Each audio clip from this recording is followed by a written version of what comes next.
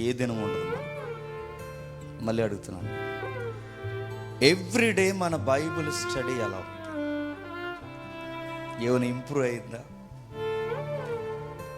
లేదా రొటీన్గా చదువుతున్నామా?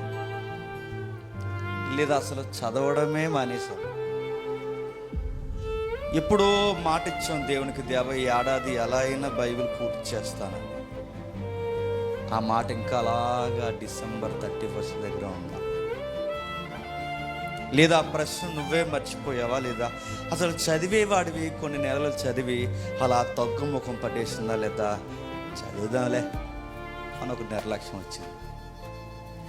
అర్థమవుతుందా? నెక్స్ట్ ఇయర్కి మన క్వాలిఫికేషన్ ఉందో లేదో ప్రశ్న చెప్పి మళ్ళీ ప్రశ్న, నీ వ్యక్తిగత ప్రార్థనా జీవితం ఎలా ఉంది? దేవునికి ఎంత టైం ఇచ్చావు?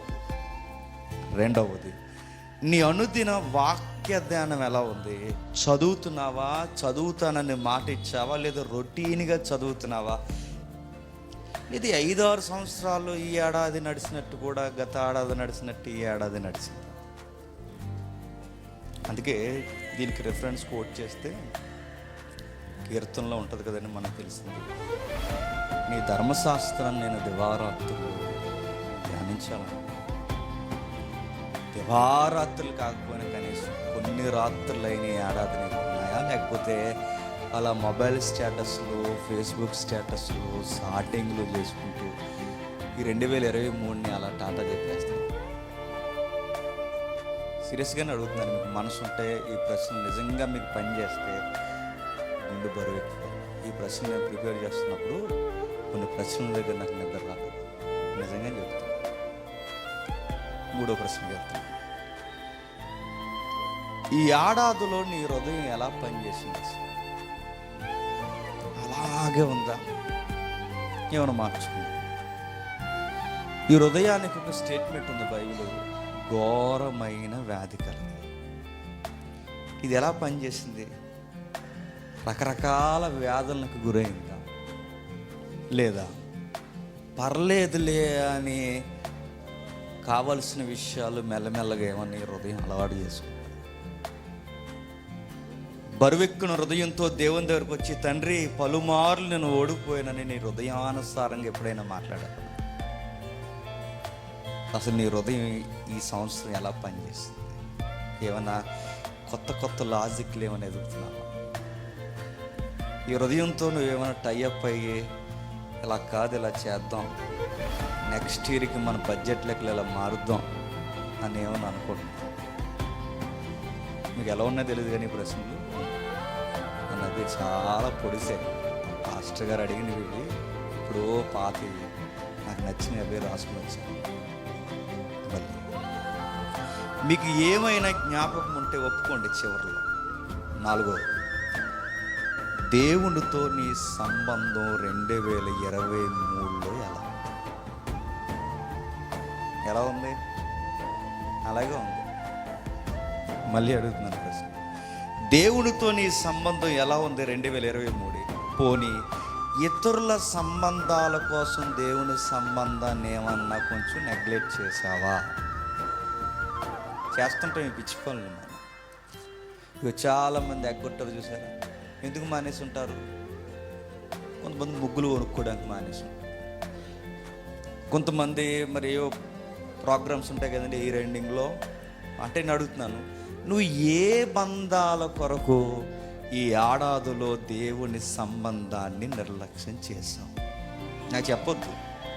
ఈ ప్రశ్నలు మీరు రాసుకోండి. వీలైతే ఇంటికి వెళ్ళిన తర్వాత నీకు హృదయం పనిచేస్తే దానికి జవాబు రాస్తూ ఒక్కొక్క ప్రశ్న దగ్గర నీ హృదయాన్ని దేవుని దగ్గర కుమ్మరించి. నెక్స్ట్ మరి దేవుడితో నీ సంబంధం ఎలా ఉంది? ఇతరులతో సంబంధం పెట్టుకోవడానికి దేవుని సంబంధాన్ని నిర్లక్ష్యం చేస్తాం.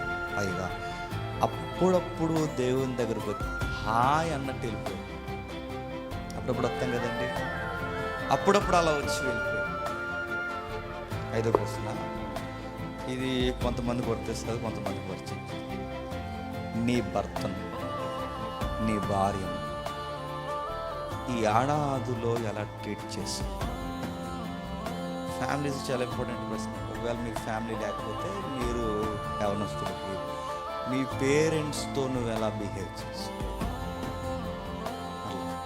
నీ జీవిత భాగస్వామిని ఎలా చూసావు, వారికి ఇవ్వాల్సిన ప్రేమను ఇచ్చావా లేదా ఈ ఏడాది, లేదా వాళ్ళకి ఇవ్వాల్సిన టయాన్ని ఇచ్చావా లేదా, వాళ్ళ కొరకు ఏమన్నా చేసావా, నీ కొరకు ఎదురు చూస్తున్న వాళ్ళ కొరకు ఇంపార్టెంట్ ఇచ్చావు, కనీసం వాళ్ళకి ఈ ఏడాదిలో సమయాన్ని కేటాయించావు. కేటాయించకపోతే కొలసి పత్రికలు అడిగాడు ఆయన. నీ భర్త ఎడలు నువ్వు ఎలా ఉన్నావు, నీ భార్య ఎడలు నువ్వు ఎలా ఉన్నావు. ఒకవేళ పెళ్ళి కాకపోతే ఈ ఏడాది కనీసం మీ అమ్మ ఫోన్ చేసినా మీ నాన్న ఫోన్ చేసినా కాస్త ఇంట్రెస్ట్గా ఏమన్నా మాట్లాడావా, తర్వాత మాట్లాడదాంలే అని పక్కన పడేసావు.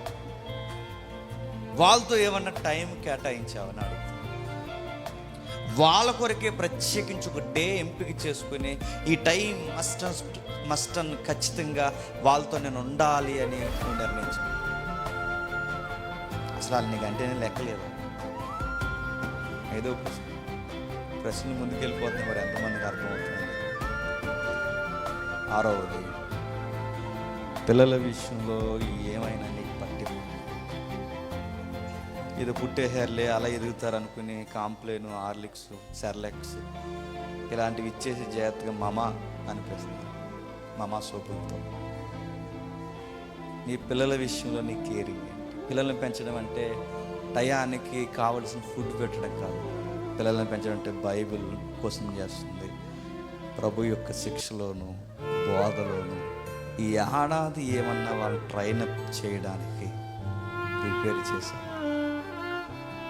లేకపోతే ఈ ప్రశ్న నేను అంటున్నాను, దేవుడు నేను లెక్క అడుగుతాడు. 7వది, నీ పేరెంట్స్ విషయంలో ఎలా ఉన్నావు, వారి పట్ల బాధ్యత, కొడుగ్గా కూతురుగా పుట్టిన తర్వాత వాళ్ళకి కావాల్సిన అవసరాలు ఇవి ఉన్నాయి అని వాళ్ళ కేర్ తీసుకుంటున్నావా? చేసుకోకపోతే బైబిల్ అడుగుతుంది, తల్లిదండ్రులను సన్మానింపని వారు వర్ధెలలో కాక వర్ధెలరు. నీ హెల్త్ ఫిట్నెస్ బాగుంది, నీ ఫైనాన్షియల్ స్టేటస్ బాగుంది. నెక్స్ట్, నువ్వు ఏది టార్గెట్ పెట్టుకుని పరిగెడదాం అనుకున్నా నీకు ఎదురు దెబ్బలు తగులుతాయి. ఎందుకంటే నీ తల్లిదండ్రులు నువ్వు సన్మానించకపోతే నీ దేవుడు నీకు సన్మాన కార్యక్రమాలు దగ్గరికి రానివ్వడు. మాటలు అర్థమవుతున్నాయా? నువ్వు సన్మానించకపోతే నీ దేవుడు నీకు సన్మాన కార్యక్రమాలు దగ్గరికి రానివ్వడు. మాటలు అర్థమవుతున్నాయా? మళ్ళీ నీ పేరెంట్స్ విషయంలో నీ యాటిట్యూడ్ ఏంటి? బైబిల్ చెబుతుంది తల్లిదండ్రులను సన్మానించడు, ఎందుకంటే వారిని సన్మానిస్తే దీర్ఘాయుష్యమంతుడు అవుతావు. 8వ ప్రశ్న, ఏ విషయాల్లో అయినా సరే నీ కుటుంబం ఉంటుంది. నీ కుటుంబం అంటే ఒకవేళ పెళ్ళి కాకపోతే అమ్మ నాన్న అన్న తమ్ముడు ఇలా, ఒకవేళ పెళ్ళి అయితే నీ సొంత కుటుంబం. నీ కుటుంబాన్ని రక్షణ విషయంలో వాళ్ళు ఎలా ఉన్నారో ఏమైనా అబ్జర్వ్ చేసుకో. పర్లేదులే ఉంటారు, జబర్దస్తిలు చూస్తా అనుకుంటున్నాను, పర్లేదులే మొబైల్ పడేస్తాం, చక్కగా ఏదో ఎంటర్టైన్మెంట్ ప్రోగ్రామ్ చూస్తూ ఉంటారు, ఈ బిగ్ బాక్స్ ఏదో చెత్త చెదారం ఉన్నాయి కదండి, అలా ఉంటారని ఏమన్నా ఒక విషయం. ఈ ప్రశ్నలో నీకు కనుక బాధ్యత లేకపోతే నా ఊహ నిలబడి ఉంటాను. నా ఇంటి వారి రక్షణ కొరకు నేను ఒక వాడను సిద్ధం చేశాను. మీ ఇంటి వారి రక్షణ కొరకు ఈ 2023 మీరేం చేశారని అడిగితే మన దగ్గర సమాధానం ఉందా? మాటలు మీకు అర్థమవుతున్నాయా? నెక్స్ట్, ఏ విషయంలో నీ కుటుంబాన్ని నిర్లక్ష్యం చేసావు చెక్ చేసుకో. నాకు చెప్పొద్దు, ఆ ప్రశ్న అలాగే పెట్టుకుని మీరు ఇంటికి వెళ్ళిన తర్వాత ఆన్సర్ చేయండి. దాని వెనకాల నోవహుని, అబ్రహాంని, యోసేపుని ఇలాంటి వారిని జ్ఞాపకం చేసుకోండి.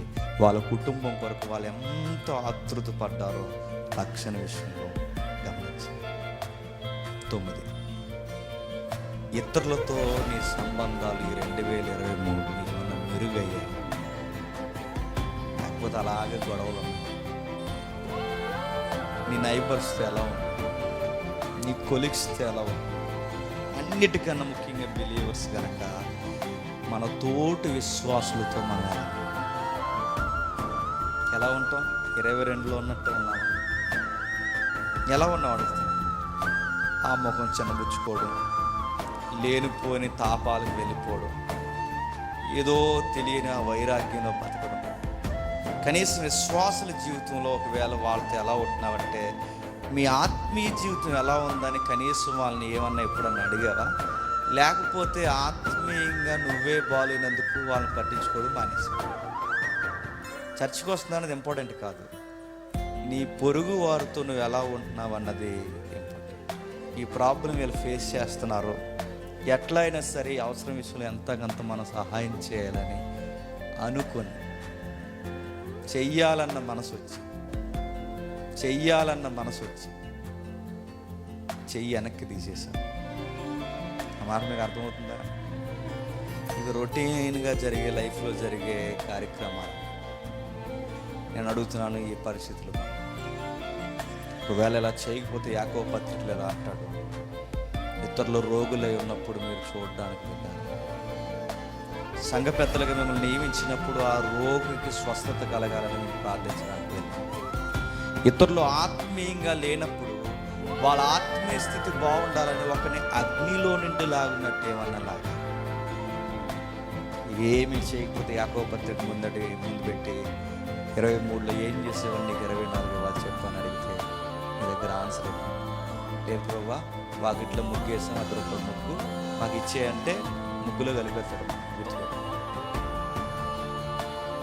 ఇలా అన్నారట, బాయ్ 23 వెల్కమ్ 20. అంత ఈజీ అనుకోకండి. బయట వాళ్ళు కూడా పెట్టు నాకు తెలియదు, కానీ క్రైస్తవులు ఖచ్చితంగా క్వశ్చన్ చేస్తాం. నెక్స్ట్ ఇంకా పర్సనల్గా వెళ్ళిపోతాం. ఎంతవరకు పరిశుద్ధాత్మని మీద ఆధారపడ్డాం? నేను అడుగుతున్నానండి, ఇది చాలా సవాల్ చేసే ప్రశ్న. ఈ 23లో ఎంతవరకు పరిశుద్ధాత్మ మీద ఆధారపడ్డావు? ఎంతవరకు పరిశుద్ధాత్మన కార్యం నా లైఫ్లో నాకు పనిచేయడం నేను చూడగలుగుతున్నాను అనే ఎక్స్పీరియన్స్ 23లో ఉందా? అసలు పరిశుద్ధాత్ముడు అనే ఆ సబ్జెక్ట్ లాగా చూసాను. ఆయనతో నీకేమైనా అనుభవం ఉంది? 23 నిజంగానే మనం చెప్తున్నా, నీకు భక్తిపరుడు అయితే ఈ ప్రశ్నలు ఏదో అడుగుతున్నాడని అనుకోకండి. ఒకవేళ నిజంగా ఈ ప్రశ్నలు నీకు అర్థమైతే, నాకు ఈ ఎక్స్పీరియన్స్ రాలేదని నిజాయితీగా సిగ్గు లేకుండా ఈ ఆత్మీయ కుటుంబంలో కళ్ళు మూసుకున్న తర్వాత కన్నీటితో నెక్స్ట్ ఈ ఏడాదిలో కొన్ని నిర్ణయాలు మనం తీసుకున్నప్పుడు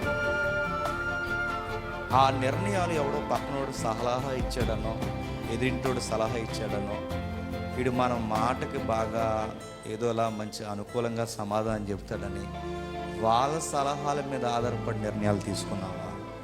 లేదా ఈ 23లో పూర్తిగా దేవుడి మీద ప్రతి విషయాన్ని ఆనుకుని నిర్ణయాలు తీసుకున్నా? ఎలా తీసుకున్నాను నిర్ణయం? 10 మందిని అడిగి 10 మంది అందరూ ఒకటే చెప్తున్నారు కాబట్టి ఇదే ఓకే కొట్టేద్దాం అనుకున్నావా? లేదా నీకు అనుకూలమైన వారు సలహాలు ఇచ్చారు కనుక ఆ నిర్ణయాన్ని ఓకే అన్నావా? లేదా నీ ఆత్మీయ స్థితిలో దేవుడని ఒక ఆయన ఉన్నాడని, ఆయన మీద ఆధారపడే వాక్యానుసారంగా నిర్ణయాలు తీసుకోవాలని ఏమన్నా నిర్ణయాలు తీసుకున్నావా?